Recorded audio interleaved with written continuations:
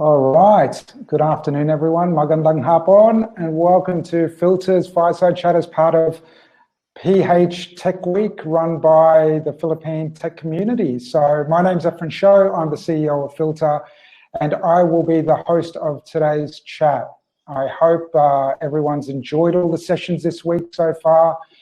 I have sat in quite a few, and they've been really great, and I promise this one is going to be an absolute cracker. So before we start, I just want to say a big thank you to the Philippine tech community for putting on a fantastic week. It's been really, really great to see the involvement of a lot of people coming together. And as the old saying goes, a rising tide lifts all boats. So it's great to see everyone getting involved and learning. As most of you already know, the whole theme for this week has been building skills and better careers with tech communities. And today's topic really aligns nicely with that. The topic today is world-class Filipino talent through the eyes of global managers. Learn what global organizations are looking for when looking for Filipino talent. Now, when we start talking about tech talent, we're kind of going to use a number of different disciplines within the parent umbrella of tech. So we're going to talk about development, design, project management, technical support, digital marketing, anything that comes to mind.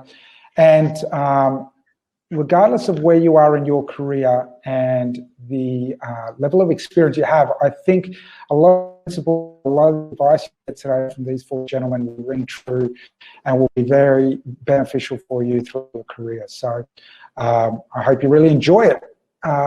It is a 2-hour session, so we will be answering questions at the end. If you do have any questions, feel free to drop them in the comment box, and there is a section that says questions, so feel free to mark them as questions, and hopefully we'll get time at the end to answer them. We are talkers, so hopefully we'll get a few in at the end. So when thinking about this topic and putting it together, I couldn't think of four better people to talk to about and learn from about global. Odog started Creator in 2011, and since then has been going strength to strength, working with high GMV brands across the world, providing Shopify and Shopify Plus solutions that are really cutting edge and effective. Bo has recruited people from all over the world, has had teams in Eastern Europe, Australia, and now the Philippines. So this man knows the global market. So welcome, Bo. Give us a wave there, Bo. All right. Next up is Jason Anderson. So Jason is the Global General Manager for Client Journey and Lifestyle Marketing Agency, Anzen. Anzen are the best in the business when it comes to email marketing strategy and implementation, and they are working with some really big global brands. Since 2012, Anzen have grown their presence to be in the UK, the US, Australia, and the Philippines, and all of that is watched under the careful eye of Jason. So thank you, Jason. Welcome. Thanks for the wave. Next is Mr. Matthew Craig. Matt is the co-founder and director of a multidiscipline tech agency called MindArc, based in Australia. MindArc have been going for 10 years, and during that time, they've built a reputation in the e-commerce space, telecommunications and marketing as well, really well known in the Shopify, Shopify Plus, and Magento communities. Matt and MindArc have teams in Australia, the Philippines, Vietnam, and the cherry on top of the cake is Matt is of Filipino heritage. So welcome, Matt. And last but definitely not least is Mr. Stephen Dundas. Stephen is the head of solutions engineering at Akendo. For those who don't know Akendo, they are one of the fastest growing apps on the Shopify platform and Shopify Plus, and very highly respected customer review platform as well. And with the likes of Katy Perry as customers, it's no wonder why, right? So they are the youngest company here, but since 2016, they have been growing at a great rate of knots and have definitely built that reputation. Stephen, because of that, is now running teams in Australia, the US and the Philippines as well. So welcome, Stephen, and thank you, gentlemen, for joining this today and imparting your wisdom. Thanks for having us. No, all good. So let's start with getting a baseline to the topic, world-class Filipino talent for global organizations. My first question, and I will individually point out who I want to answer it, is what, in your opinion, really an exceptional understanding of what you do. So if you're working, you know, whether that is a designer, whether that is in development, you know, if you're going to get challenged on what you've done, why you've done something, and how you've done it, probably more importantly, it's really making sure you understand exactly what's gone on and why decisions were made and why you've done something in a certain way. That can then obviously reflect across the whole team. Everyone within the team can learn from that because they've got somebody within the organization that can explain what's happening and why. And yeah, I think it really is important to understand why you've done something and how. And then on top of that, of course, is the communication aspect. So it's good understanding how you've done it, but then you need to be able to explain to people and articulate how you've done it. And then that can really create a culture of learning within the organization, and everyone else benefits from it. All right, great. What do you think, Bo? Yeah, I think for us, you know, duty of care is the big thing world-class talent means to us. That's become a strong philosophy of ours, and it's essentially, you know, the you know, for a while in the early days of this business, you know, we used attention to detail was our big mantra. We feel like that's become par for the course, and we're very glad that now that's become sort of essentially part of the furniture. We've made sure that attention to detail is baked into everything we do. So the next big step is duty of care we ask for, and I think that's what that means. If you're world class, it means you have a duty of care to your team members mostly and your clients. You're not an individualist. You're not only caring about whether you're working the right amount or getting what you want. You're essentially treating your team as people who are reliant on you, and those team members are your friends who, if you don't do the job, it's not the client you necessarily let down who's 2 steps removed from you. It's someone right next to you, you know, virtually. And I think that's really important, between the team members. We look for people who have that and who understand that that they don't want to let their team members down. Yeah, nice one. You got anything to add on that, Matt? Always, Efren. Hey, everyone. Yeah, those are really good answers to follow up on. But I think the only thing I would add is one thing we've noticed, I guess, in our top talent is also that curiosity to understand the problem a little deeper than the surface level. So it's easy to automatically, I guess, come up with a solution and what that next level of improvement could be. Yeah, nice one. What about you, Jace? Yeah, I think all of the things the guys have said are crucial. You know, Stephen talking about like technically knowing and understanding your role, being able to communicate it. I think what Bodo talked about when it comes to accountability is something that we look at in very close detail. You know, the people that work for NZen are world class, and they expect the person on their left to be the same. And if you're not holding that standard and keeping yourself accountable, and you know, doing work at the quality you expect to receive it at, that's a big thing. But I think what Matt was saying there about the curiosity as well, it talks to another big thing that we look for, which is, you know, we talk about it a lot at NZen, the concept of Kaizen, the Japanese art of constant improvement. It's something that we look for when we interview. We're looking for people who take us on the journey of their career and can really show that they are looking to master their craft, that they really are interested in improving their skills when they talk about their previous roles, and not just talking about, I went here and did this. It's, you know, I went here and I really learned more about this skill, and I was able to implement this technique and develop these abilities. But I guess the other big thing that we look for, particularly in our distributed talent. So we have a mix of some people who are in offices in America and Australia and Manila, and some people who are just remote.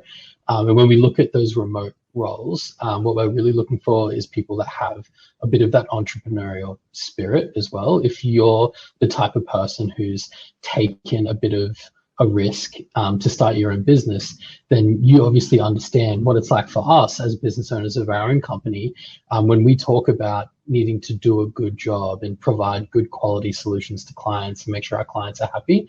We're talking about it because the company's life depends on it, and our staff's careers depend on it. So we're looking for people who understand that getting a job isn't just about being able to punch a ticket from 9 to 5 and take a salary. It's about having respect for your work and really wanting to get outcomes for clients. And I suppose on that point and stringing some of these concepts together, like you start having a look at emotional intelligence and not only understanding what you need to do for the client and for the team, but just commercially minded people. I'm curious to know from your experience, and I'll start with you, Bo, because you've had probably the widest range of cultural difference from Eastern Europe to Philippines to Western Australia. How much does that cultural sensibility and the difference in culture come into play when we're starting to talk about world class? It's a really good point.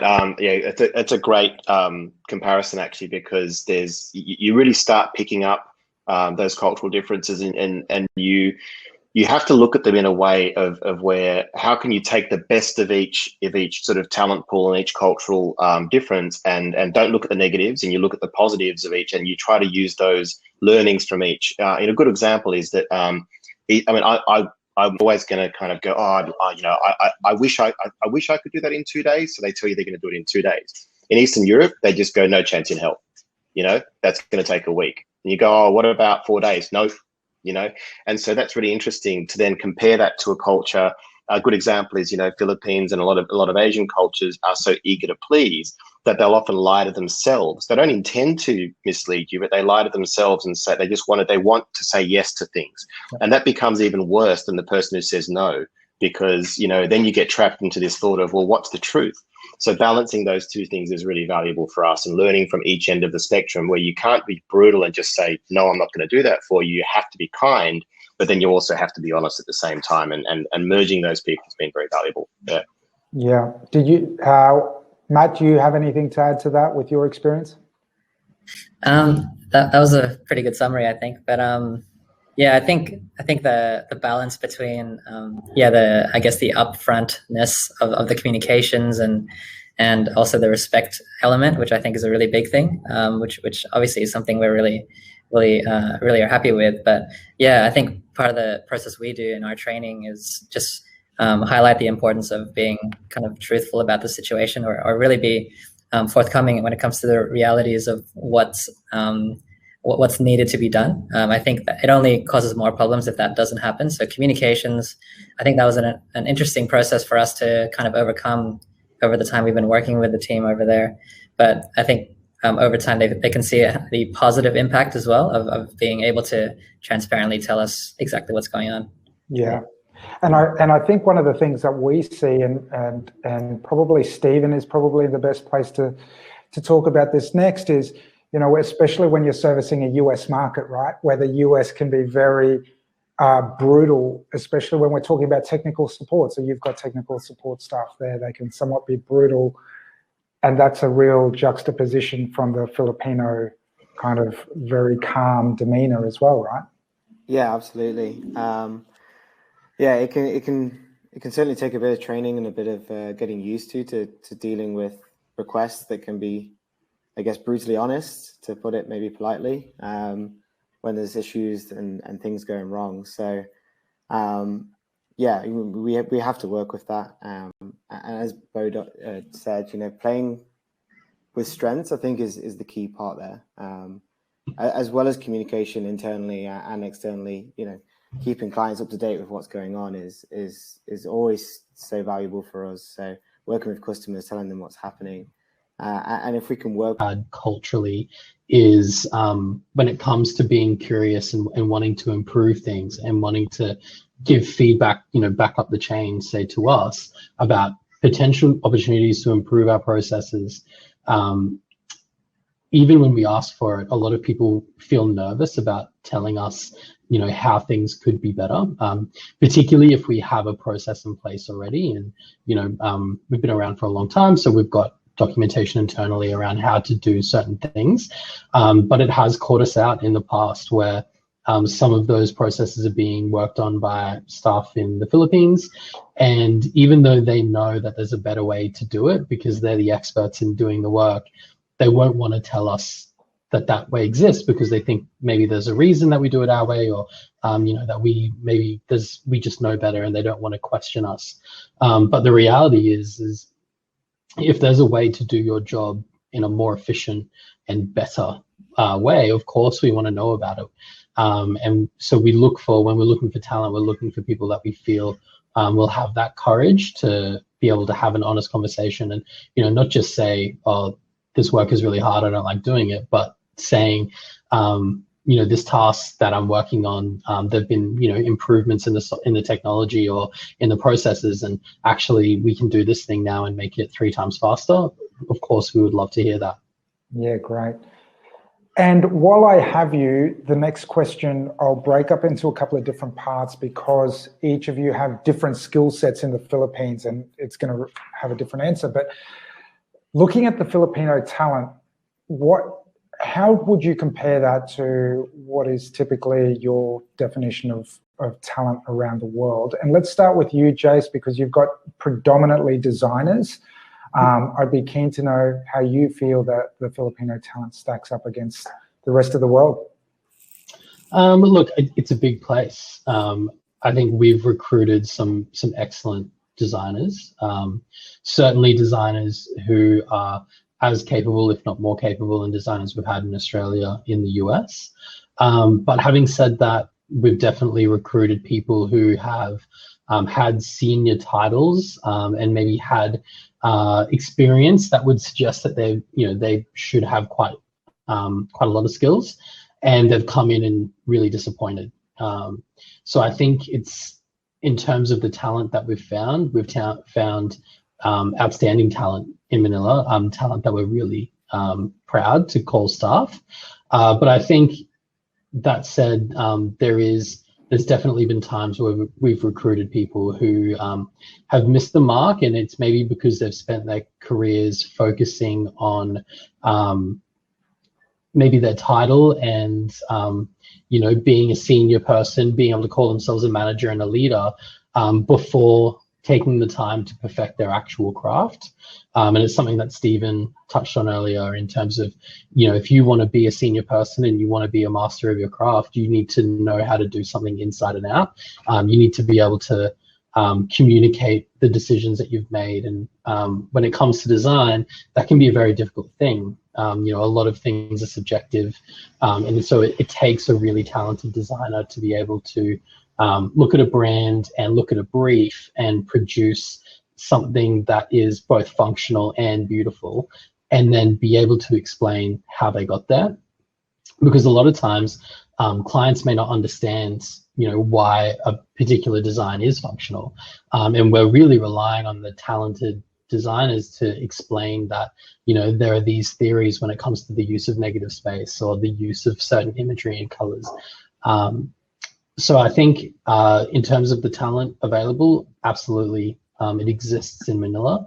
But I would always say that there's room in the talent that we've seen to really continue to push their skills and be leaders. Yeah, and I think that there's some really interesting points there around the comparison of global companies or the global market versus just Philippines, which we'll touch on later. Matt, you've got copywriters, project managers, and devs. How do you think they stack up against what you've had elsewhere? They're skill-wise just as good as anywhere else in the world, I believe. So we're not really too worried about there being some kind of skill gap between, I guess, the talent in that region versus anywhere else. It's I think, and there's people in our team who are just as skilled on either side, like whether they're in our Sydney office or in the Manila office. We've been really impressed by the talent we've seen. And I think for us, I think it's the main thing that I guess is a bit of a learning curve, maybe just contextual things about what a client in Australia, initially getting them to shadow us to see how we want them to deal with the clients from MindArc, and that's obviously unique for every business as well. But and then just otherwise helping them understand any like Australian idiosyncrasies, I guess. Yeah. All right. Great. Thank you. And what about you, Stephen? Yeah, I mean, definitely agree with the guys here. There's no doubt there's excellent talent in the Philippines. Just as anywhere, you get bad candidates when you interview, but we've certainly got team members that are just as good as anyone else we've interviewed across the world. So, absolutely agree with that. As we've said, there are some challenges that we've seen. Just dealing with different types of emotions, different types of scenarios that they may not be used to, just from a cultural perspective, possibly. But no, absolutely, the talent's there, and we've certainly seen it. And we've had a lot of that join Akendo, and it's been really, really great. And yourself, Bo, how do you compare the Philippine tech talent to what you've seen globally?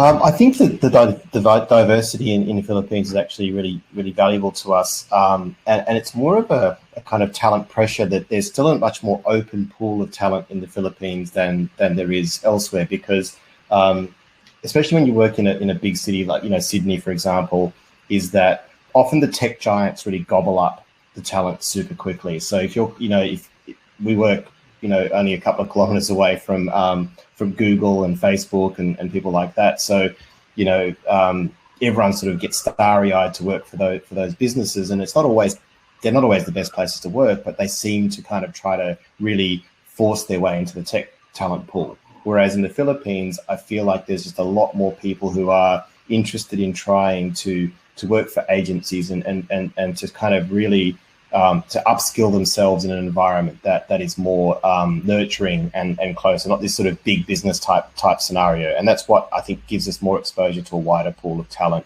and different talent instead of just the same resumes all the time. Yeah. And in relation to gaps, where do you feel the biggest gap or knowledge gap is for Filipinos to overcome to be truly kind of competitive or continue to be competitive on the global stage? I think in web development, and it's not necessarily just the Philippines, but it's everywhere. Front-end frameworks are becoming just so ubiquitous right now and so complex that front-end development in its own right is becoming a full stack in itself. And performance tuning is a big one, right? So understanding performance tuning is a gap in every developer's talent pool, I think, these days, because we're not just talking about bandwidth transfer anymore. We're talking about things like evaluation times, processing times so you can write these enormous JavaScript files and really do some really cute things, but then that takes time to evaluate for the browser. And especially when you're dealing with more remote areas that have less powerful phones and those sorts of things, that's where getting that understanding of how to fully optimize that tech stack is still, I think, in high demand. So anyone who can kind of really focus on the performance aspect of their job is gonna find lots of work. So thank you, Bo. And Matt, for you, and I suppose you've got a team of developers as well. When we're talking about these sort of technologies and what Bo's talking about, these things move really, really quickly. How are you finding with your guys ensuring that they're staying up to speed, and how are they filling up the gap as much as possible for themselves? Yeah, Bo brings up some really good points, and front end's definitely becoming a very different beast. But for us, I think when we start from that recruitment phase, and we work with you on this stuff, Efren, I think we're looking for a certain type of personality that we can trust and believe in as the technology changes, because we all know that it's always changing constantly. So what could be the flavor of the month today might change in 6 months, and we need people that are adaptable and that can problem solve on the fly.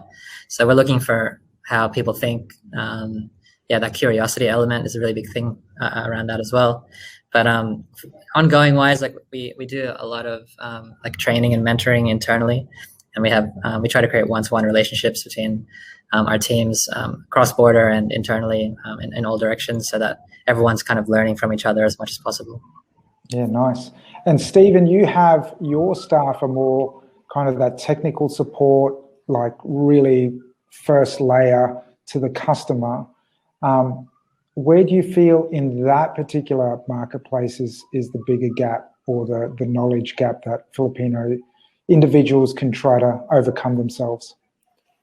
I mean, talking specifically of everyone that's joined in those roles at Akendo, the biggest thing is probably just understanding, I guess, the issue at hand and how that relates to what problems we have, and then the step further is then how to solve that. So making sure you have an understanding of the product or the framework that you're working with. And then understanding what the issue that our customer is having, and then marrying them all up together to come as a good outcome. So it's certainly something to help me fix it, and then working through that together. So that's something that we've seen, just a few struggle with, but we've worked with them to overcome that, and we're starting to see talent come through that certainly have that skill set there already. And like I said, it's so valuable for us. Yeah, great. And Jace, what about you with your designers?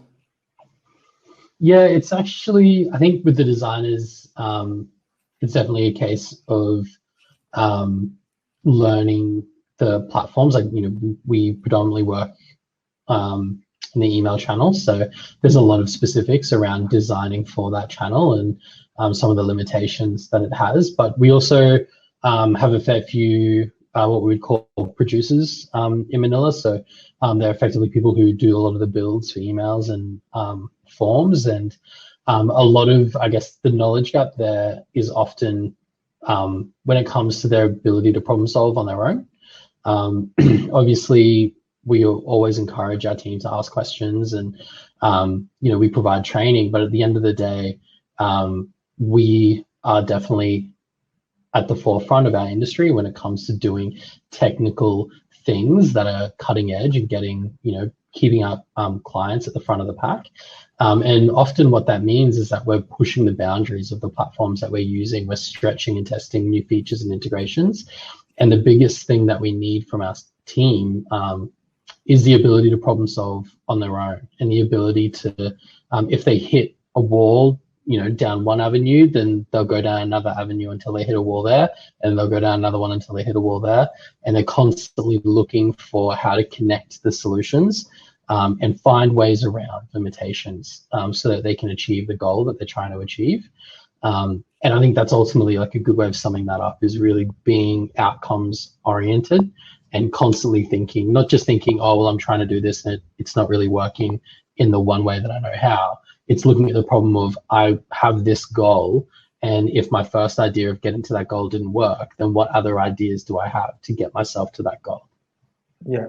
All right, great point. Thank you. I've got an interesting question that I'll throw to Matt first, which is, and I'm sure a lot of people would be interested in this, what weight do you put on a tech experience working for another agency in the US, as an example? Yeah, okay. That's a great question. I think it definitely helps if they've had experience working with an agency that's based, or a company that's based overseas. I think the expectation of what that's like is a bit more understood upfront, whereas the risk, I guess, for us that we see potentially for someone that's only worked with local businesses in the Philippines is that they haven't had a chance to work with a company in Australia or the US or any other country and understand what that might be like in terms of how different it could be, particularly from a cultural perspective, even, or even just expectations or the way business is conducted. I mean, yeah, that doesn't mean it's impossible, but I think it's just definitely a consideration for us that it does help if someone's had that experience, but I don't think it's a blocker for us, if that answers your question. Yeah, absolutely. It's definitely not a hard and fast rule. And I think, Bodog, you're probably a good example of someone that it's not a hard and fast rule, right? Yeah, I mean, it's kind of I don't know. Like we try as hard as we can. Like, I mean, like our training systems are kind of that's what we try to do as best we can. Is we just try to kind of bring them straight in, onboard them as quickly as possible.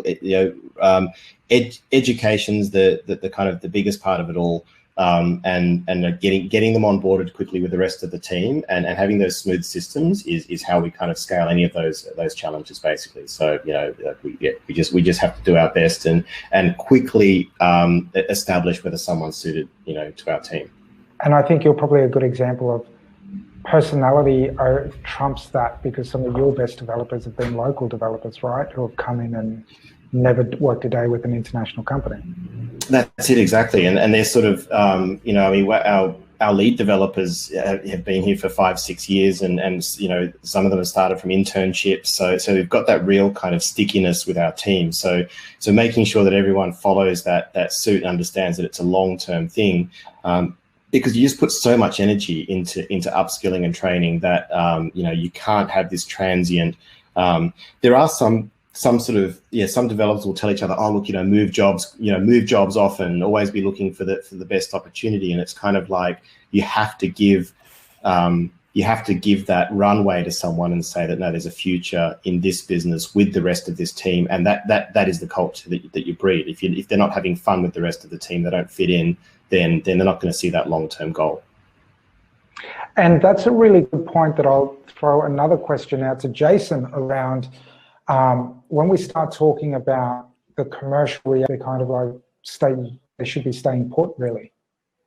Yeah, it's look, my advice is always to stay at a company and try and get tenure. And obviously it's a selfish thing for me. That's obviously great for me when people do that, but it actually does have enormous benefit to our employees. So the first and most obvious one is that if you have tenure at a company, you give yourself the best chance at progression. We had someone leave recently, actually, who was still in probation with us. She'd only come on board a couple of months ago, and she had basically sent an email to me saying, I saw all of these processes that you have in place, and I feel like these processes could be better. Here are some ideas on how the processes could be better. And here's my resignation. I'm going to go try and find somewhere to work where that maybe the process suits my work style more. And my feedback to her was, some of this advice is potentially good, but what you've done now is you've given me advice to make this place a better place to work, and you're not going to be here to get the advantage of that. And you're potentially going to end up somewhere even worse, potentially at a company that actually doesn't take advice on board and doesn't want to have their own mentality in themselves to improve. The flip side of that is we've had staff in Manila who've joined the team and been very proactive about saying, look, I know that this is maybe was a good process 12 months ago, but the business has changed. We've grown, we've got new things. I want to improve the process this way. I want to change these things. And as we put those things in place, we've had staff who've progressed from, similar to what Bodog was saying, very junior staff coming in who are now team leaders and managers and have been with us for 3 or 4 years. And, they're people that our team in America and our team in Australia, they go to those people in the Philippines to ask how to do things and ask for advice. Because they really, it's not the fact that they're in the Philippines, it's the fact that they're a senior team member who's been with the company for a long time, and people can trust them to know the answers to things. And you really only get to that point if you have tenure. And the final thing I'd say is it's a massive red flag for me when I read a resume and someone changes job every 12 months to 2 years. There've been candidates before that I haven't even progressed to an interview because they've got that kind of track record. Yeah, absolutely. And I think regardless of whether it's a long-standing team or even a young team, like Stephen, you've got a young team, but even the early guys are starting to stand up and kind of show leadership qualities and kind of lead the way, right? So that tenure is really important. Absolutely, yeah. I mean, and it's something that we ask them to do. As a leader of that, we try and encourage them to stand up and kind of show us what they have. And we want to keep good talent. We want to keep people that are gonna tell us that we're doing things wrong and tell us why it can be better. And if we're doing a process that, like Jason said, is 12 months old and we shouldn't be doing it anymore because the world's moved on and somebody else hasn't picked it up, then tell us. That's what we want. Feel like you can talk to people about what you think and why it should be different. It's super important, and it's something that you learn, and then I think can be applicable in so many places and where you move to. And yeah, just as Jason said, skipping around is a big red flag because you don't gain those skills. It's almost like you've seen something you don't like, so you're gonna jump ship and go somewhere else, which specifically for us is not what we want. If you see something you don't like, then it's a conversation that needs to be had, because if it's affecting you, then downstream that could be affecting our customers as well, and it's not something that we want. So if things are going wrong, if it's an internal process, if it's a technology that shouldn't be used anymore, then tell us, and we should talk about it.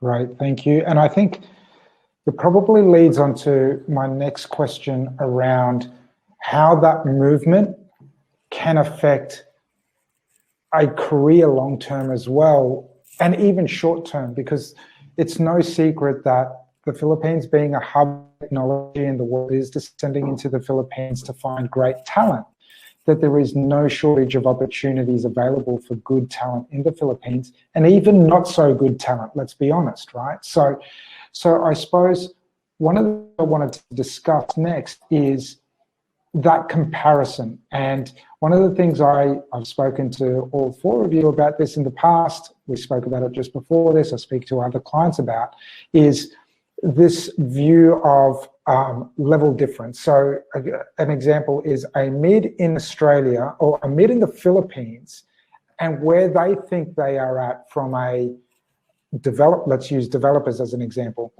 from a development point of view, a QA point of view, a kind of software structure point of view, is very different to where we see developers in other parts of the world, which then really does influence the way decisions get made from a hiring process.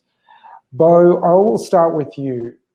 How would you best explain this concept to Philippine tech talent, and what advice would you give them to really be competitive and be able to position themselves honestly on the world stage? I think honesty is the word that comes to mind, right? Because I think the big, and look, we've had this conversation ourselves a few times, and the biggest struggle that we've had is very specifically is people who call themselves full stack developers. That term has been really thrown around a bit too much these days, and because it's got a good ring to it, right? Full stack, everything. I can do it all. With the complexity of these frameworks now, especially front-end frameworks, I'll bring those up again, because front-end is now becoming an entire job in and of itself. It used to be just the one who put the polish on things, right? That you're just the one who made things pretty. Now it's an entire, you can spend an entire 10 years on front-end development only and still, be learning new things. So this idea of saying I'm a full stack developer, once I built a database and once I spun up a Node app and I've done a bit of React and now I've done everything. We're very dubious of anyone who says that now. So if you're going to call yourself a full stack developer, you better be really serious about it. And if someone calls themselves a full stack developer and they've had less than 7 years experience, I flat out don't believe them. I think that's the sort of thing is that, I started developing 24 years ago, right? So, and I still think I've got stuff to learn. So in that sense, like that true full stack is, I think, the thing they should look at closely. definitely strive for it, but don't feel compelled to call yourself that anymore. I think that people, if you... From a Shopify point of view, as an example, it's very easy for people to call themselves a Shopify developer.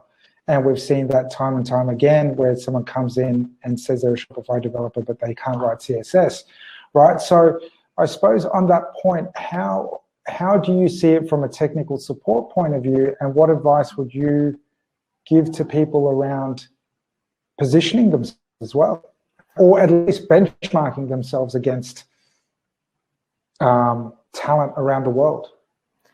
Yeah, I mean, just as we've touched on, I think being honest with yourself is important, and you should definitely do it. And I think also, I think this is somewhat related to what Bodog was saying about, saying you're full stack, because everyone wants full stack at the moment.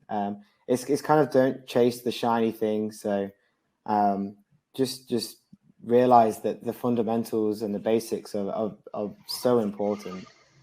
So saying you're a Shopify expert because somebody's looking for a Shopify expert, it may not give you any value, because, sooner or later, someone's going to find out that that's not the case.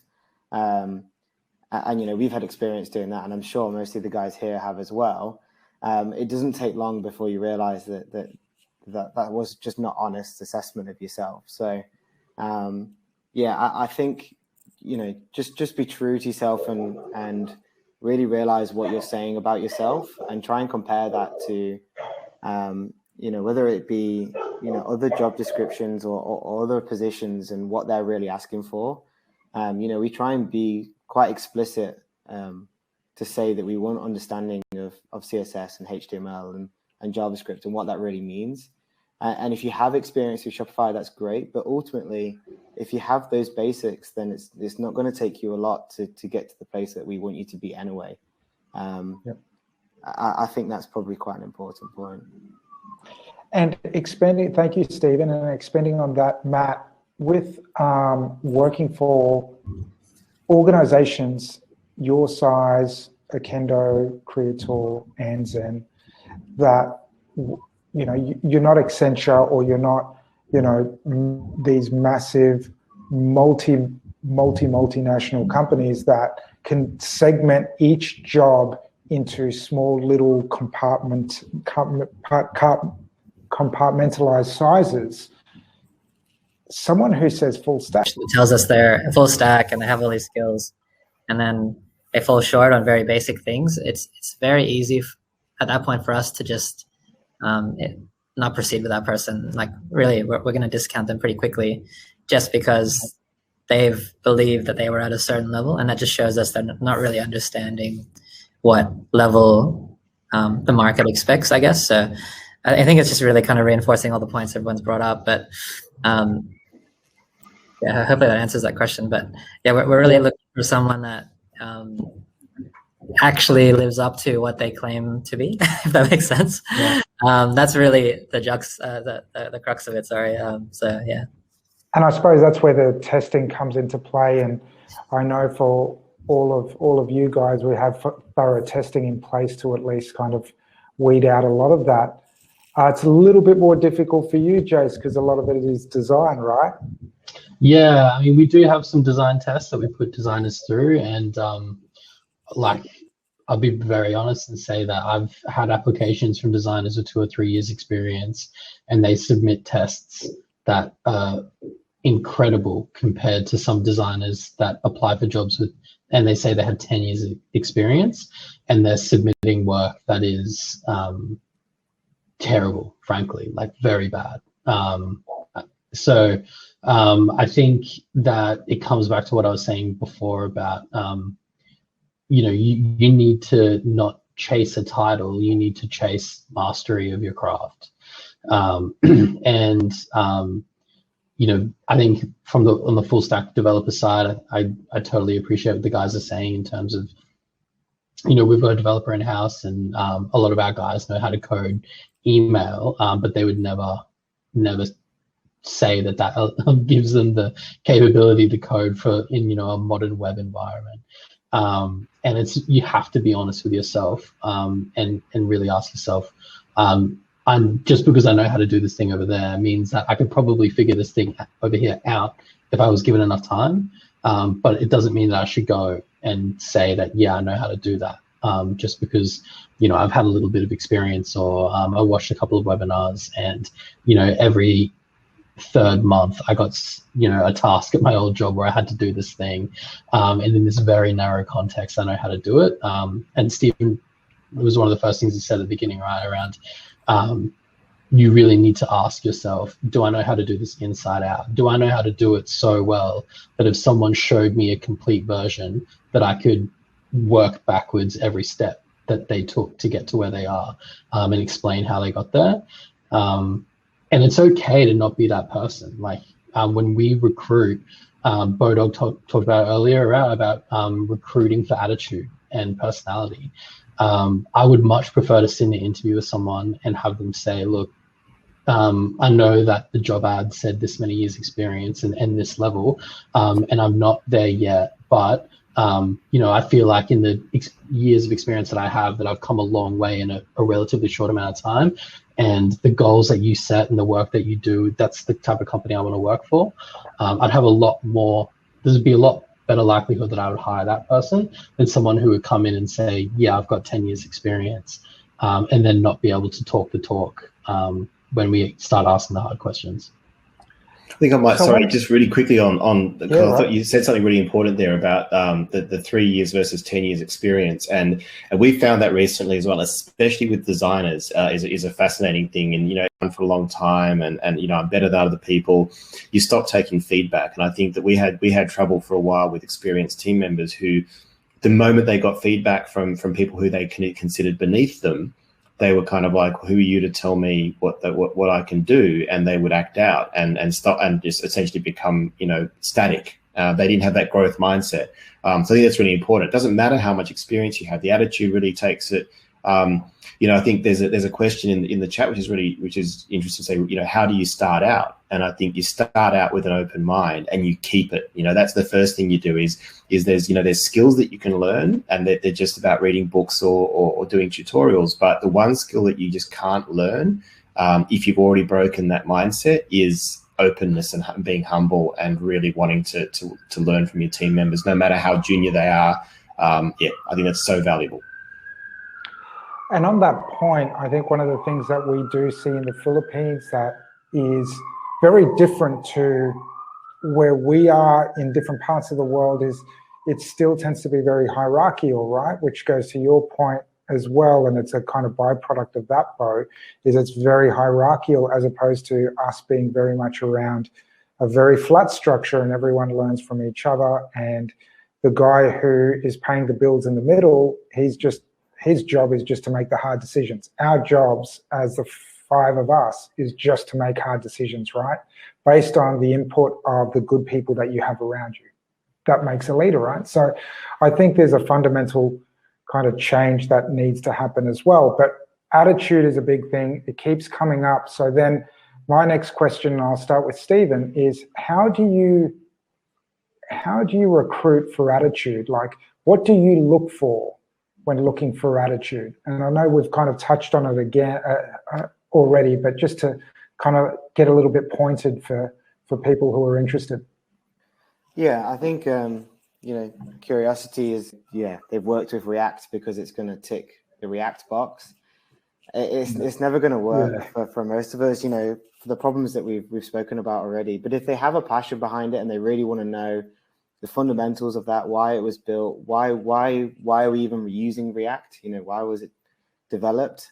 You can have a conversation with that person on an entirely different level. It's not, why did you do this React website? It's, tell me more about your understanding, and the passion is there. And again, something that we've touched on quite a few times is the honesty and being fine with saying, I don't know. I don't know why this is doing it like that, or I don't know why this has happened, or I don't know why this was done in this certain way. And then being open to learn, the answers to those questions. So if you ask a difficult question and you're not sure why, just be honest about it. And again, it's a platform for learning then. It takes you to the next level. We can provide, other people within the organization can provide material, teach you that, and everyone gains from it. Those just different attitudes are so important, I feel. And again, something we've touched on can sometimes be more important than 10 years experience on paper. If you're not willing to learn, a technology might come out tomorrow that we need to learn because Google's released it, and we need to jump on that for other reasons. If you're not willing to learn it, then we can't progress forward as an organization. So yeah. And I think on that point, Stephen, it's interesting when we talk about learning. It's like learning from good and bad, right? Wearing your experiences like a badge of honor. Matt, when we talk about that, I think Filipino culture can sometimes be very driven by the positive and not acknowledging the negative of a work history as well. What advice do you give to young techs on how to communicate that to someone like yourself in an interview? I think that's a difficult thing to do for anyone, not just people in the Philippines. I think in interviews in general, that's a hard thing to do well. And I think first thing is that it's probably going to be easy for the interviewer to notice if you're kind of making an answer up on the fly. I think that honesty, but yeah, I think being upfront about your skills, like really showcasing that, yes, this is a gap that I really want to learn, and I feel like I can learn that by being a part of your organization. Like communicating it in that way makes a lot more sense than trying to hide the fact that there have been any issues. And everyone who's been through that development experience or life cycle, like Bo's probably seen it all, I'm guessing, in the last 24 years, he's going to know that there's challenges. So he's not going to get it if you tell him you have never had any problems. Like that's just not going to make any sense. That's what I think. Yeah, nice one. Bo, do you want to add to that?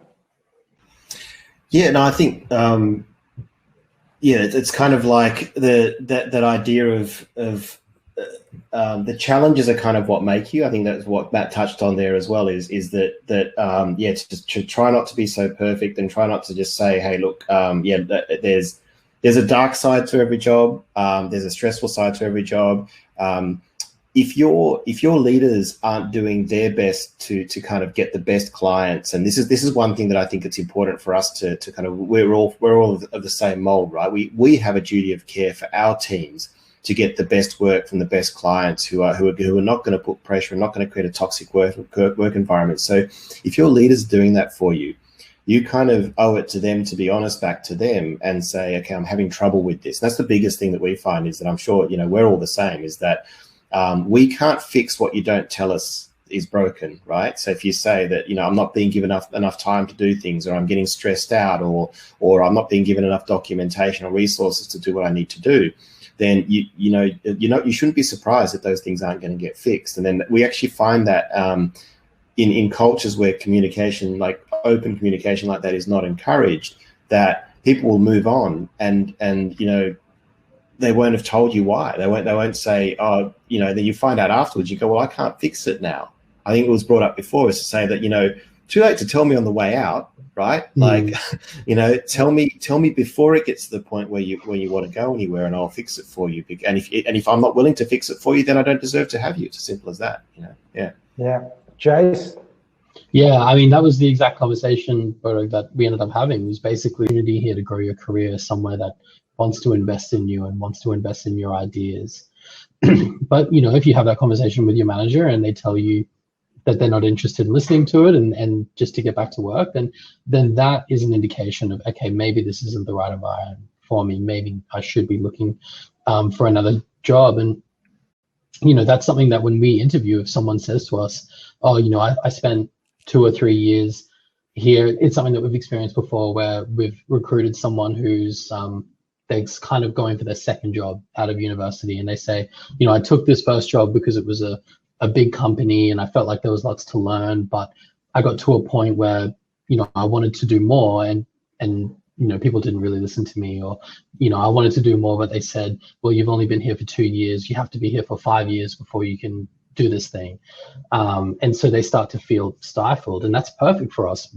All I'm listening to is, I've got someone here who's passionate, who wants to do more, and they're just looking for somewhere to let them do that. And that's the exact type of attitude and thing that we're looking for. I think there was a question before about gaining experience and what people might look for if you don't have that experience.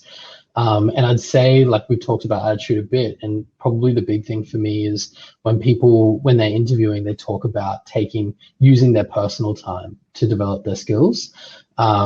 We've interviewed with a couple of people before who've maybe been a designer, and then they've wanted to better understand the technical side. So they've wanted to learn some basic code so that they can better understand how the platform that they're designing for works. And so they might, take some online courses and do some things like that. And then, look on Fiverr or doing this in your personal time, then, you'll have the drive to be successful in your professional time. Yeah, great. Thank you, Jason. So let's jump into some real practical tips for people who are wanting to start to work for international companies and broaden their international experience.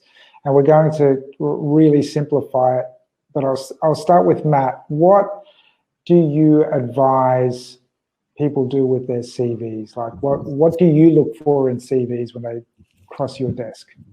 I think the first step is to send it to Efren. Yes, that is the thing. Yeah. That way we can get them.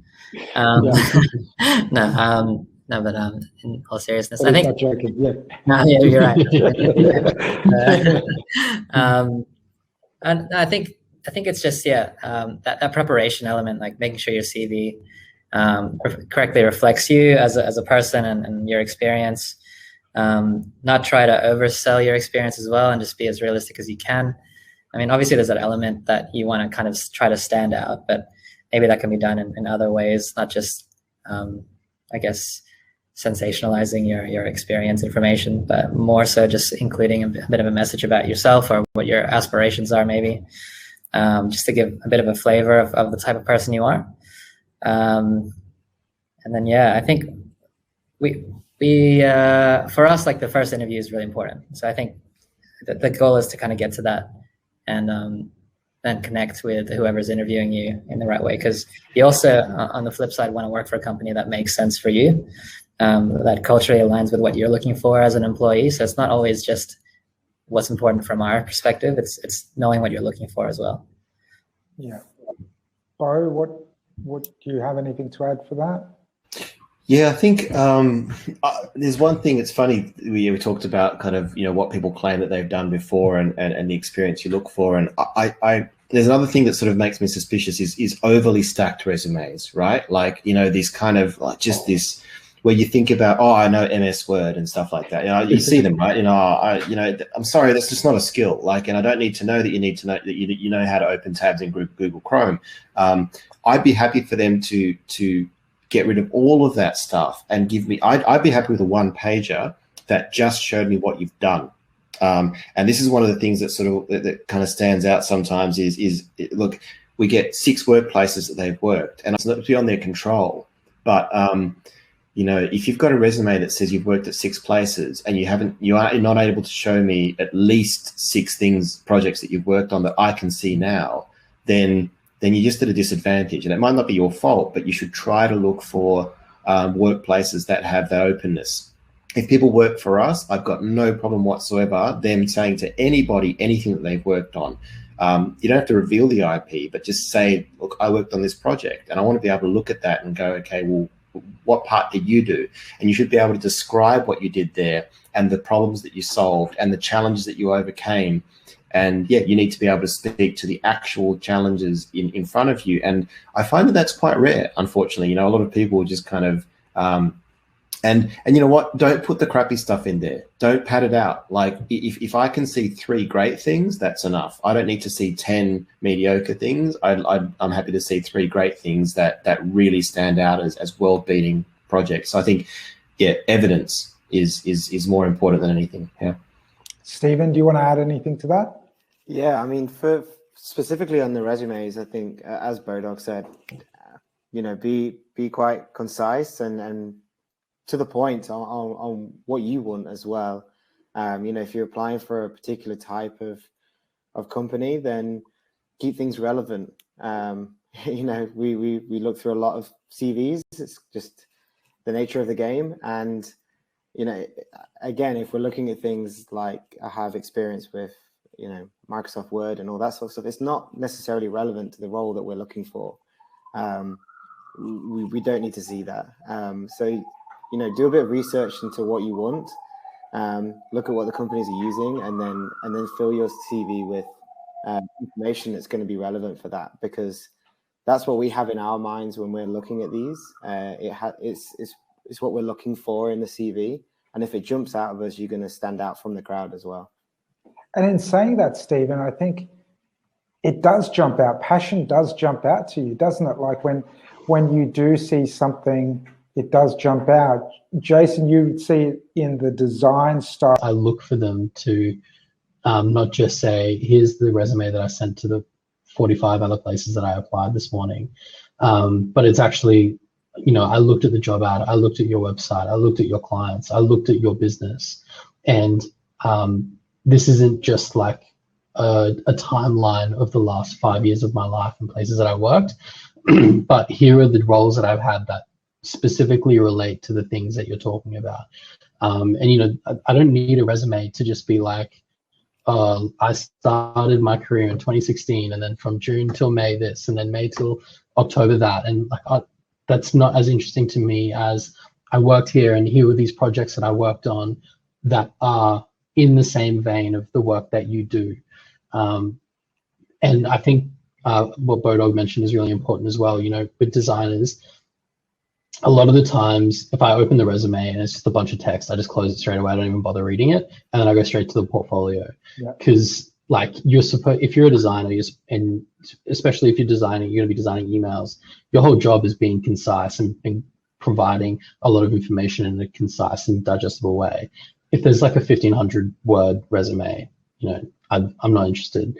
I'll go straight to the portfolio, and when it comes to that portfolio, a lot of the times what I see is people that have gone and taken the templates that you can get online for designing a business's brand, a business card, a hat, a post-it note, and they've just designed a bunch of logos, and their whole portfolio is just a bunch of that, and none of it is an original concept that they've come up with. And to Bodog's example, none of it is really work that they've done, not something that someone has actually engaged them to do. And for a lot of people, I know it can be difficult to get permission to use some of that work, but honestly, like an in-store collateral that they've done for restaurants. And when you see the real thing, not just the mock-up, that's what shows me that, these are real projects that you've worked on, and that you're proud, that you're hunting that work down, and you're not just saving it for your portfolio, you're saving it for your own professional memory because you're proud of that work. Very good point. I think Ephraim, real quick, I think what a lot of people forget as well, especially working in the digital space, and you'll get this with email and on the web and e-commerce, in a big way, is people forget that their work is seen by millions of people, and that the real people are looking at your work. And it's very easy to sort of go, okay, well, I'm just sending this to the client, and the client might be one person who approves it, or at the most a team of 5. That's not your audience. Your audience is the millions of people who get sent that email, or the millions of people who visit that website to buy stuff. That's the sort of pride you should take. And would you be happy showing something like this to millions of people? And yes, there's a separation because you're behind the computer, you're not in front of those people. But I like to tell our people, imagine holding that up to every person and standing next to it and going, that's my work. And the bus stop, that's what triggered my sort of thought on that, was the bus stop ad, and taking that photo and going, okay, that's mine. That's what I try to encourage with our team, is to say that, would you hold this up next to your face and go, this is mine? And once you start looking at things in that context, you really change that sort of duty of care and the understanding of going, I can really take pride in this. And I look at it in the way of an architect. Imagine designing Central Station, New York, or something like that. Imagine the feeling of designing a building that is habited by, walked through, and admired by people every day of the week and the year. that's exactly what you're doing here. You just can't see those people. That's the only difference. It's not a physical thing, it's a virtual thing, but the concept is the same. And you should take the same level of pride, and you're creating a destination that people explore and work through and enjoy and then eventually buy from. So yeah, I think it's a fantastic way to look at things. And while you're on the screen, Bo, I want to put together two concepts that we've mentioned in the last couple of minutes and make sure that they're not mutually exclusive, because there is the concept of quality over quantity, right? One page CV, great. And then we start talking about real pride in work. And you and I have experienced this firsthand, where we've seen really great developers come in with a multi-page essay almost of the work they've done, but every single letter of every single word has been just drenched in pride. And so it's not to get caught up in, I have to make it really short and sweet to make. Have that talent, and you do have that history, then by all means share it. Like don't hide stuff. But what I would suggest is only show the best stuff, right? Like you get, again, quality over quantity. But if you've got a lot of quantity of quality, show it. Absolutely, describe it. I think that's the thing when you said drenched in kind of pride. Describe what you've done, I think, is the key, is to say why you think that that's worth showing. And that's the best part, is go, why is this worth showing? Ask yourself the question, I'm showing it to someone. Why do I want to show that? And how do I feel about it? And therefore, how do you want them to feel about it? Yeah. Matt, I've got another question for you, which is around NDAs. Something we do get a lot of in the Philippines is, I can't show off my work because it's behind an NDA. And it's a question that's been posed a lot this week. How would you answer that? Just give me the easy ones, Efren. I'm not. This is not legal advice, but I think if you can't disclose all the details, you can probably still talk through a specific piece of work without revealing too much. And I think we're not really looking for what the brand was, or actually you showing us the final product necessarily. It's really that you have this deep understanding of what you worked on, and it's clear that you're passionate about it. You actually cared about what you delivered. The way you talk about it makes us feel comfortable that you understand how it happened and what your part in that process was. It's not, you don't have to break any NDAs or cause any legal issues in your interview process. But yeah, I think that's the best way I can give advice around that. Perfect. Thank you so much.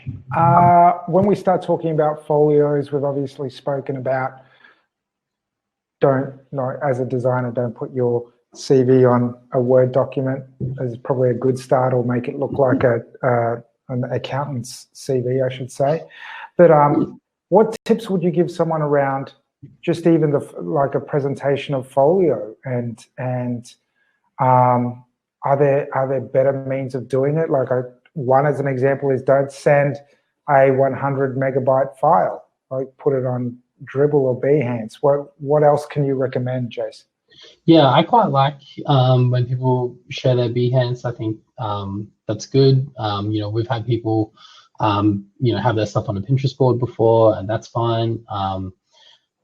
But there are lots of great tools, and sometimes it's really appropriate to say that you created your portfolio using the tools. For example, we use Figma for a lot of our design, and you can create your portfolio in Figma and then share an active, like a live link to that, where people can see. And if you've got GIFs or video content, it'll be interactive in that format. And it's actually part of the test that we do. We get people to design a pop-up is one of the two things as part of the test. And I'm always far more impressed by the people that have, instead of just sending me a flat exported version of the pop-up, they go to the effort of going to the website that the test is for, taking a screenshot of the homepage, putting it in the background, going into Figma and animating that pop-up appearing, and then animating clicking the button and having the next screen. It just shows that you're taking that extra level of care, and that you're really looking to show off what you can do. And it's a similar thing with your portfolio. If you can if you've worked, a lot of the people that we recruit have a background in that helps bridge the gap. It shows me that you've got pride in your work. It shows me actually what you're trying to convey. And most of all, it puts the quality of your work in the best possible light. You can do similar things with Behance in terms of, having that flat thing there and then linking out to the live website. I love being able to see when someone says this is a design I worked on and, the website is still live, or, this marketing campaign is still live, go here and you'll get targeted by the ads. All of those sorts of things are great. Cool. Bo, I'll jump over to you as far as portfolio of devs as opposed to just random links, and also circling back to your point about not taking a job if you can't show off work, which is a really valid point, right, for a developer. Yeah, I mean, I'd have to ask, what are they afraid of? It's I can understand let's be real. Like, the idea of someone only ever having one job is delusional. So if it's your first job and the first thing they say is, here's an NDA, and I know it's hard, like it can be scary at first, but I think it's okay to ask. It's to say that, can I use this work in my portfolio? It's a tough thing to ask, but I would certainly say yes, absolutely. That's the first thing. I mean, it shows to me that you're afraid of I want people to want to work with me, not have to work with me. I always say that for our clients as well, right? I don't lock them into contracts. It's month to month with every single client. We're on really big retainers with clients that could be frightening for us if they cancelled them, but they're still on month to month. I don't make them sign 6 to 12 month retainers or anything like that. And the same with our staff. I say to them, they're allowed, even while they're working with us, I'm happy for them to say, I'm working on this project or I'm doing this. If you're afraid of people leaving you or getting poached, then you're not creating an environment where they're gonna, and if someone just jumps ship because they get, if they're always chasing money or something like that, then those people are better off out in the world. They're not going to be loyal anyway. So I think that's the key that I'm trying to get at with that idea of saying, what do they expect you to do? If not show off what you've done, and when it's to work, because that's going to pervade the rest of their attitude towards you, right? They're going to see you as an asset and a resource only, and not as a person who needs our validation for their work. And therefore, you're not going to be able to thrive the way we've just been described. We'd be hypocrites to say that. We've been trying to tell people to show personality, attitude, and care for their work.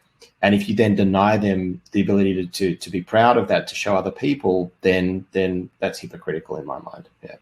Yeah. On for juniors, for guys straight out of university, and I'll throw this one to Stephen, because technical support tends to be probably a gateway to broader roles. How do you feel about things like the boot camp kind of exercises and kind of like final year assessment, like university study examples on their folio? Yeah, I think it's one part of a bigger process. You can't just do one and say that's a job done. You have to understand why you're doing it and why you want to do it. If you want to do something, then look into different ways to learn about it. And a boot camp might be a good way to get started. It might give you the opportunity to, understand if you actually like doing that sort of thing. You might not, and that's fine too. So yeah, I think they can be important, but I think it's worth knowing that it's probably not going to be the only thing that you need. And again, it's down to that curiosity, the passion, and try and find what you like to do. And it can take you down so many different avenues. Different types of work, building different things. And I think then if you can present that to us, that journey that you've had, which might have started off as a boot camp and then progressed to multiple different things, we can get involved, and probably most of us can relate to that sort of journey as well, of going from a graduate or a junior to being in the position that we're in now, or anywhere along that way. So I think understanding the target audience, how important is it to research who you're applying for? There you go, an easy one. Oh, that's not an easy one. No, just kidding. Yeah, no, that is an easy one. Thank you. I think it's a no-brainer. I think you definitely should research the at least the company you're going to be speaking with. If you could take that next step further without being too creepy and kind of understand who you're talking to as well, that's always good. I think that's maybe one of the benefits potentially working with you, Efren, and your team is that you guys help them prepare that understanding of what they should be thinking about and how that can obviously help them throughout the interview process. But yeah, I think understanding more about the interviewer and the business will not only help you in terms of questions, but also, I guess, really showing that you're actually really interested in learning more about that company and wanting to understand a lot about it before making your choice as well. I think that's important. Yeah. Great. And in an interview situation, Jason, I'll throw this one to you.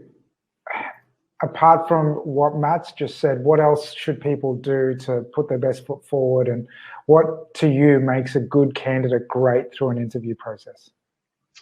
Yeah, I think what I like to see in an interview is someone who talks positively about their previous work experiences, even if they haven't necessarily been the best. I've interviewed people before who've been in difficult situations, but what they talk about is the positives that they had out of it. It may have been a difficult situation, but they feel like they're more resilient because of it.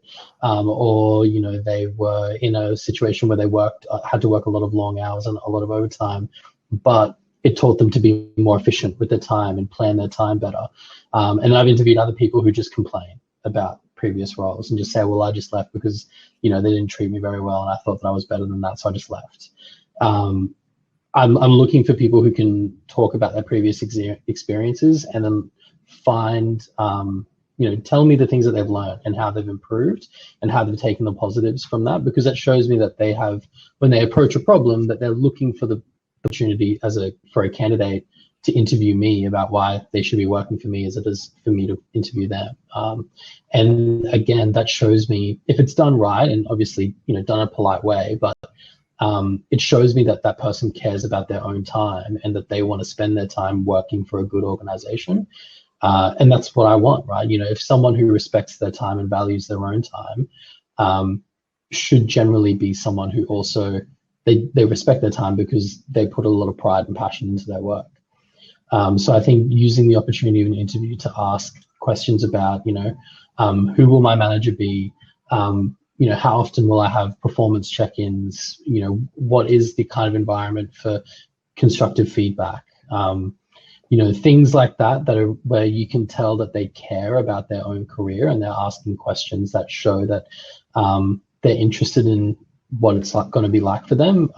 That shows me that they're going to be a really engaged employee. Yeah, fantastic. Well said. Bo, do you have anything to add to that?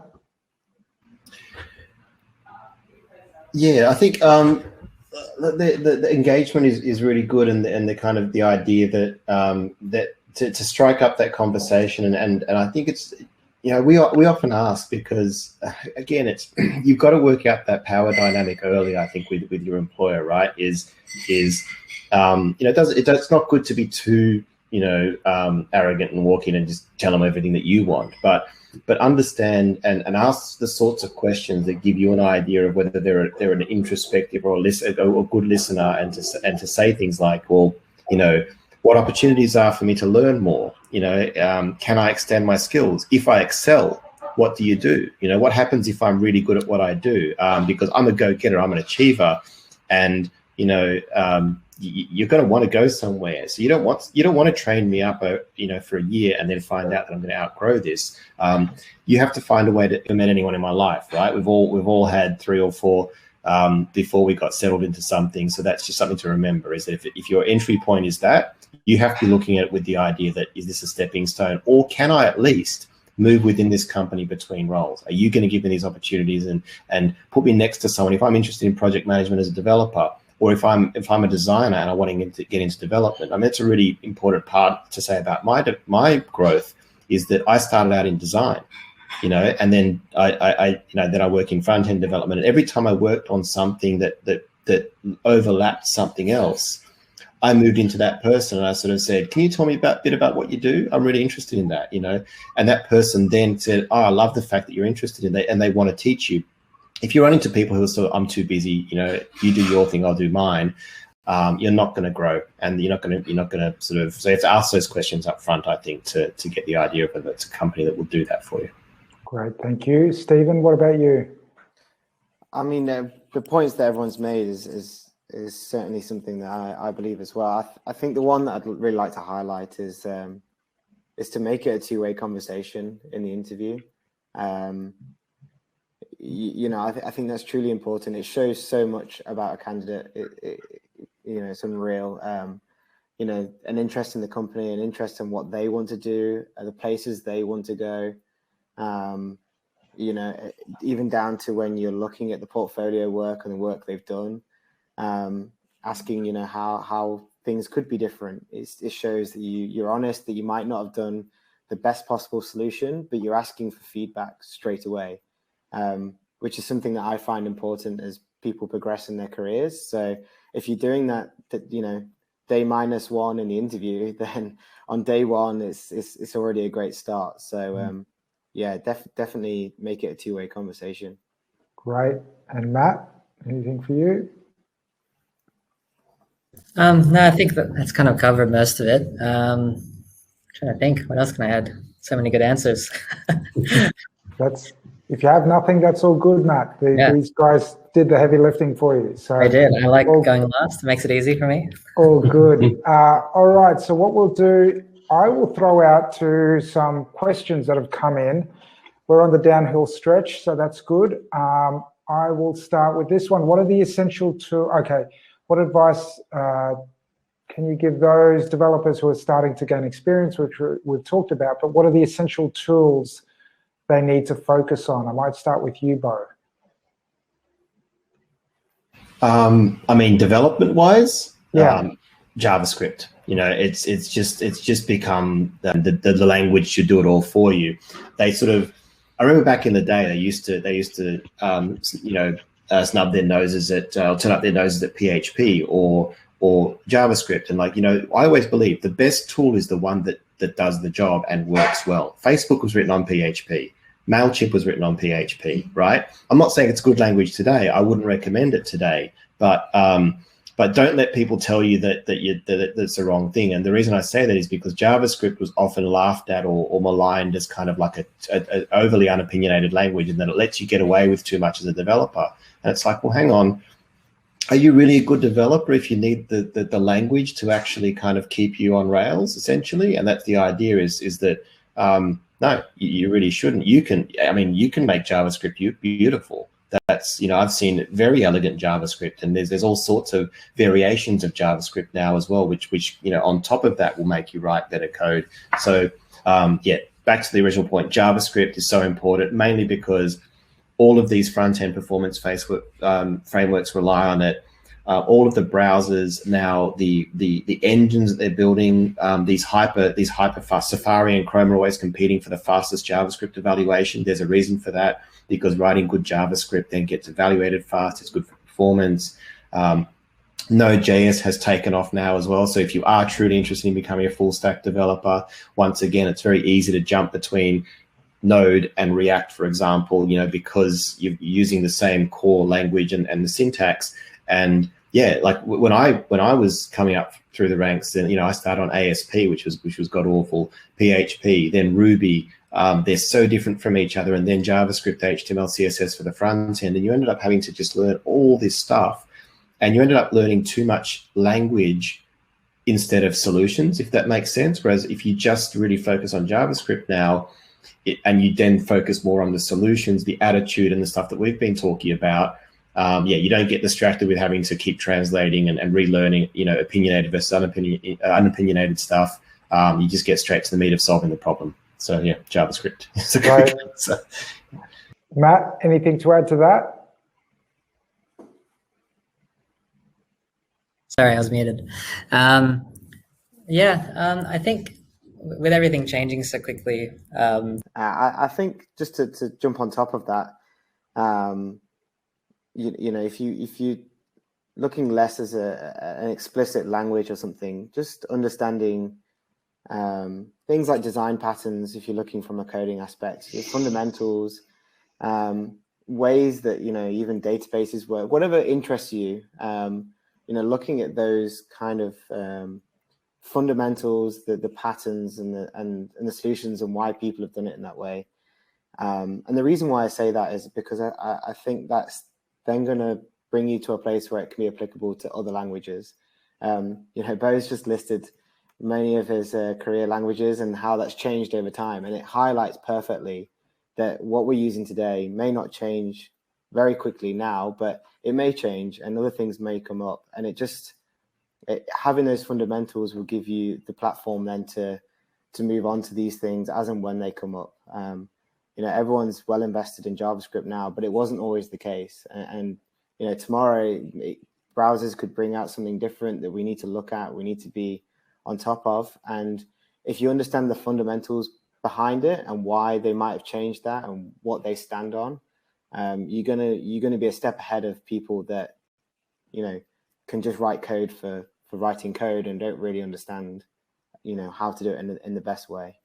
Yeah, great. Thank you, Stephen. Jace, I'll change yours a little bit. For a designer, what do you think would be a really good essential tool for them to focus on?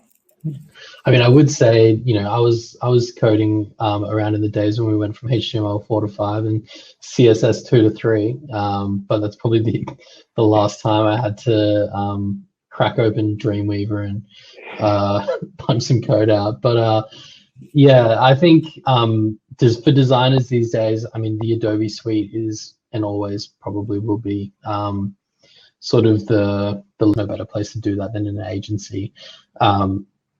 It's such a great platform for agencies and clients to be able to collaborate when it comes to being able to do designs and do mock-ups and share, get feedback and do live, sort of get live comments. I've been on calls with massive global pharmaceutical companies where we're working on designs where they've got someone from their legal team, or someone from the brand, a specific brand team, and someone from a marketing team, all, someone in America, one in the UK, one here, whatever, sitting on a call where everyone has the Figma window open and going through designs live. I think as a platform, it's such a great tool if you're a designer to learn. It doesn't mean that you're not going to use Adobe. Our designers are still, creating assets in Photoshop to do their editing. They're still using, creating animations and things in After Effects and whatnot to go on into Figma as part of the final design. But when it comes to creating a structure, creating your brand guidelines, the efficiency of being able to set branding and templated structures, it's a fantastic tool. I think really every designer who wants to work in a digital in a role that services the digital landscape, you really should be getting your head around it. Yeah, nice. And as Bo's put in the comments, 2 years ago it was Sketch, right? And Figma and XD as well. I mean, Adobe is still pushing XD, which is something that you can look at too. Now, the next question, thanks, Jason. Next question is from Joseph Batista. I think this is the wild man, Jay Batista, who I know well. I hope it is. Which one would you prefer? A great developer who cannot create good documentation, or someone great at documentation, and an average developer? Matt, I'll start with you. Yeah, we put a lot of focus on documentation, actually. I think that's very, very important. So it's a hard choice, right? Like, obviously a great developer is always a high value asset, but I think. Nice, thank you. Stephen, do you agree? It's actually an interesting point because, we have public facing documentation for users to use the product, of course, but if we're talking specifically about documentation around the code here, then we actually have very little. We spend a lot of time making sure that the code is suitable and it goes amongst many ears to get to that point where we're happy with it. And often that means that we don't necessarily require a lot of documentation to go alongside it to then make sure that people understand what's been written later on. Things like the why it's been written can sometimes mean that you need documentation there. Third-party integrations make things weird sometimes. Working with different platforms make things weird, and you do need to say, why is this happening in this way?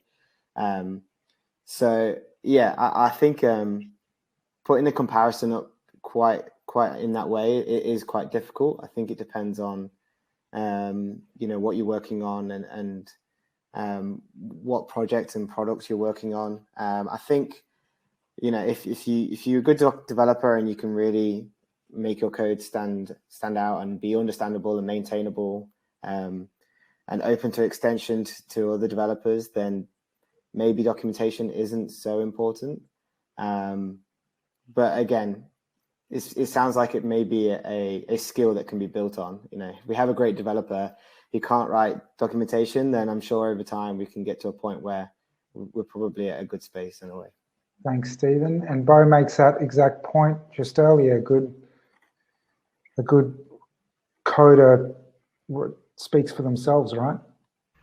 Yeah, I think what I was getting to there is we actually had this debate internally for a while, which is every developer goes through this phase, and tell me if you guys run through this, where you get so excited about your skills that a lot more as you start collaborating a lot more, as you start working with more junior developers and trying to teach people, you start realizing that readable code is everything, right? So, and I think what you were saying before was really applicable, Stephen, is self-describing code, right? Like I should be able to read that and using using verbs in your variables, like things like get assets, or get assets in bulk, or get multiple assets, right? Or get single asset, things like that. So you're naming your functions according to what they do in human readable terms, and don't try to obfuscate it. Don't get too cute. Don't try to make it on one line. Put your loops into, even if it seems like extra handling, the idea of creating a flow control that is more like a flow chart, that is like almost a visual tool for someone to go, okay, I'm doing this, and that it describes what you're doing.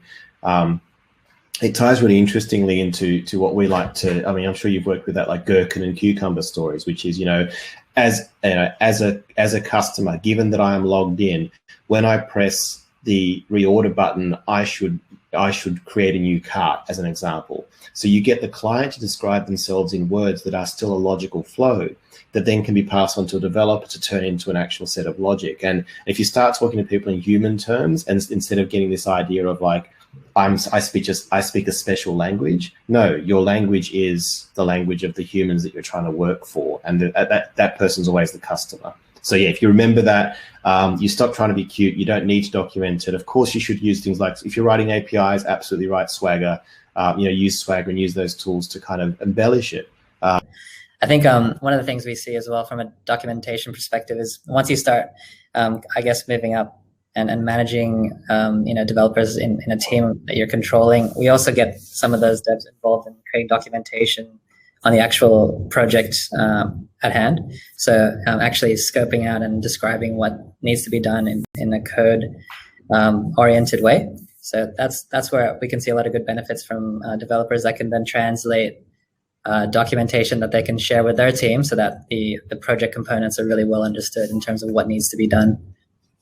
Yeah, nice one. Jace, do you want to add to anything? Yeah, I would say, very early in my career, even with Anzen, one of my very first experiences was, we were working with our team. It was before we were Anzen, it was the company before we used to be a software. The Australian office sort of became an agency when we broke away from that software company. But I wrote, it was a custom email campaign for a client in London. I put it together, I tested it, it worked beautifully. I sent it over to the head of development over in the UK. I finished for the night and I went offline, and I woke up in the morning to a furious email from him because he needed to make some last minute updates from a client, and he opened my code file and I hadn't commented out any of the structure that I'd created. He said he spent the first hour just picking my code apart to understand if he bent and what a certain couple of elements, was he going to break a couple of others?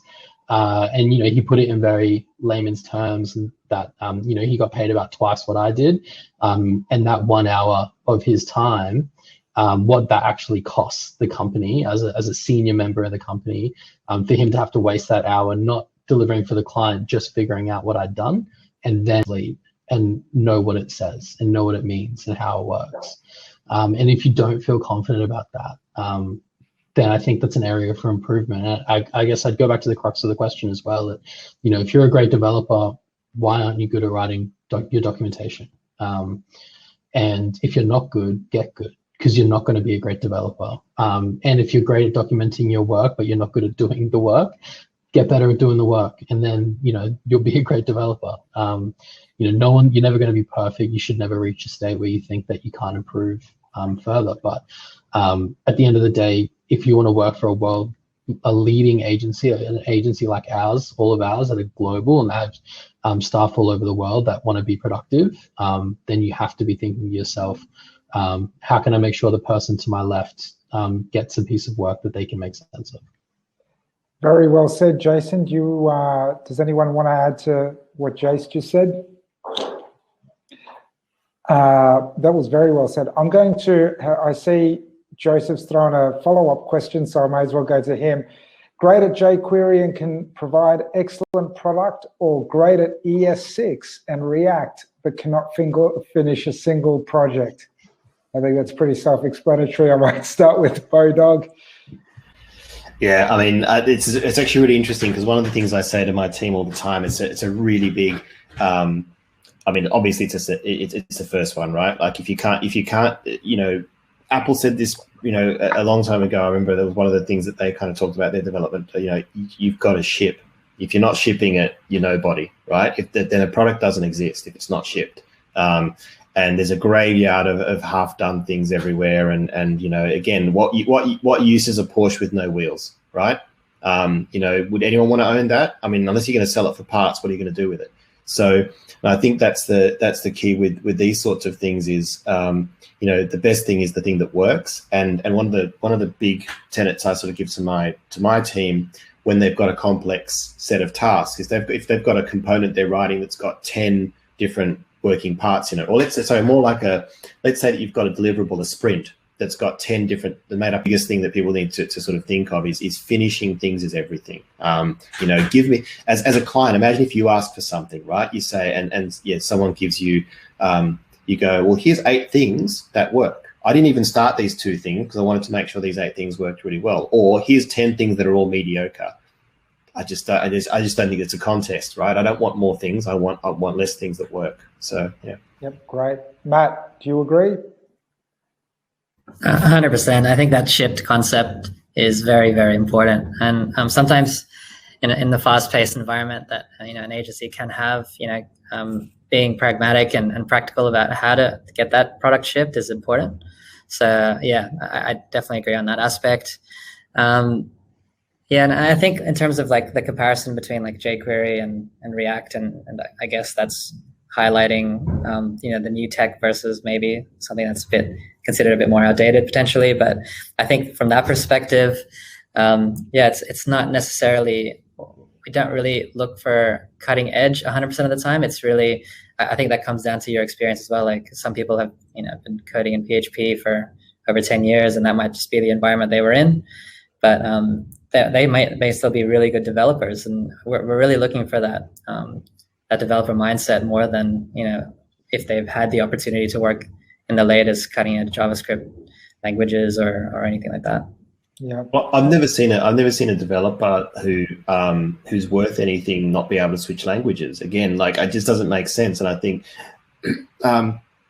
Stephen mentioned before was this idea of learning the frameworks, right? And a good example was back in MVC Frameworks, which is really, really popular a long time ago when you're doing back-end work. An example of you could jump between them, because if you understood MVC, you understood the concept, and you understood that opinionated concept of model view controller.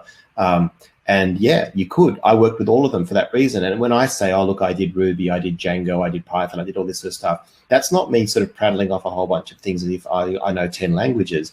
that's only because I knew 3 frameworks, and they encourage you to then swap languages and know them, and it becomes easy. So to answer that question, I would much rather someone who understood the concept of jQuery and the the document object model, than a purist who kind of said he won't touch anything other than pure JavaScript, as an example, because they're not going to go anywhere. They're going to get stuck when the new hotness comes along. They're going to stick in the mud, whereas the other guy is going to adapt. Yeah.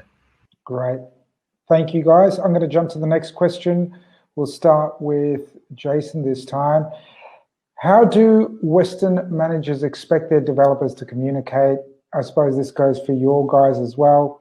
How do you define important and non-important things?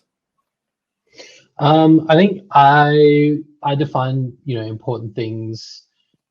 I'm obviously things that are critical to our business operation are most important to me, but I actually value our team telling me when something's important to them.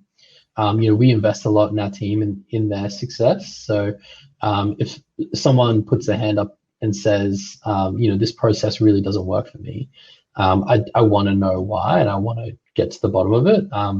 In terms of how I like things to be communicated, I always advocate to the team that I want people to come to me with solutions, not with problems.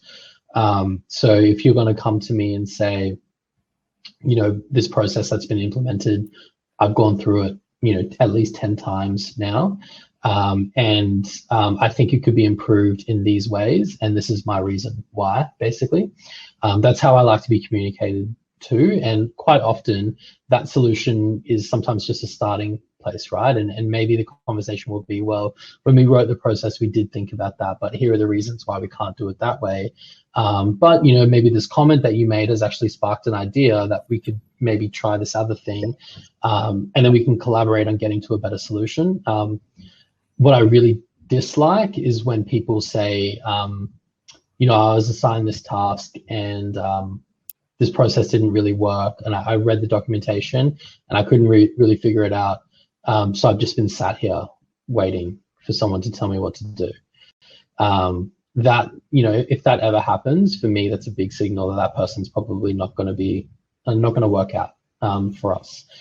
You really need to be someone who actually is constructive and looking for the solution. What I said about earlier about being outcome orientated and wanting to get to the solution.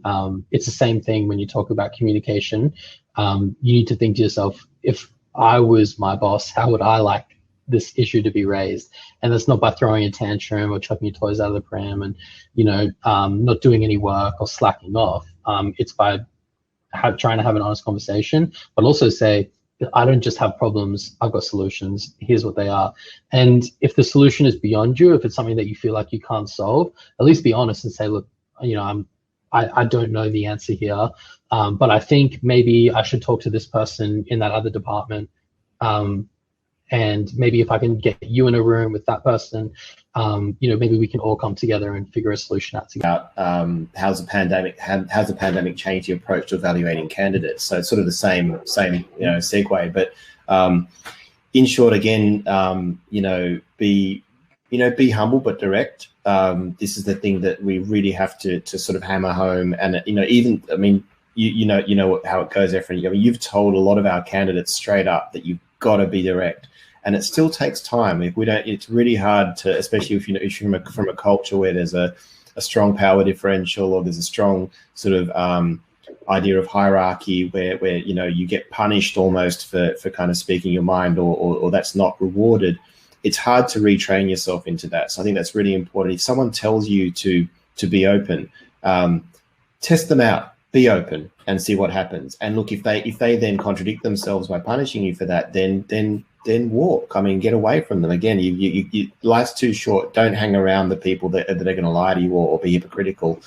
Test them out. Say the feedback. Be direct. And if they receive it well, then you know that you can do that. You can keep doing it. You'll be refreshed for it. Is the first thing. And then leading to answer that question about the sort of the advice for candidates who are entry level, who aren't used to being interviewed online, is I mean, simple as get used to it. But I mean, it's sort of, it's that idea of, I mean, it's hard not to think that you're not there really at these days. You know, videos quality is so good, internet connections are so good. Like I feel like I'm here with you guys. So I think that's just an important part that yeah, you're not talking to a screen. You are. I mean, think about all the times you chat to your family online. You know, that's very common in COVID right now, to keep them safe. If you've got elderly family, you make a point of not having to be near them, right? So does that make you feel any less engaged with them? You know, it's still better than being alone, right? So I think that's sort of my advice on that one is yeah, I mean, treat it like you're in a room. It feels the same. We've got used to it. We closed our office in March last year and we never went back. And we're a fully remote team. We love it now. Our clients don't care. You know, it's just not a big deal. And in Australia, by the way, it's totally different now. I mean, we're very lucky here. We've really got on top of it, and we can do in-person meetings. And I think that was very well said. You know, there's been a transition for a lot of people. I understand that it may be a bit strange, but you know, we're at the stage now, and especially with the roles that you're applying for, you know, the tech base. If you were, say, a print designer and you wanted to show off your print or something like that, then, you know, fair enough. But being developers, being, you know, graphic designers, email designers, you know, all that sort of thing, you know, you can show that very well in an interview, and you can still have the conversation that I think you need to have and ask the questions that you need to. So yeah, I think it's a transition, but I think it's an easy one to get there. After a couple, you won't realize the difference. Exactly. And Matt, what about you? Any tips? Tips. I think just reinforcing everything we've kind of mentioned already tonight is, yeah, that humbleness, the eagerness to learn, the curiosity, and then, yeah, just commenting on the question that Bodog brought up about, you know, how has COVID impacted everything.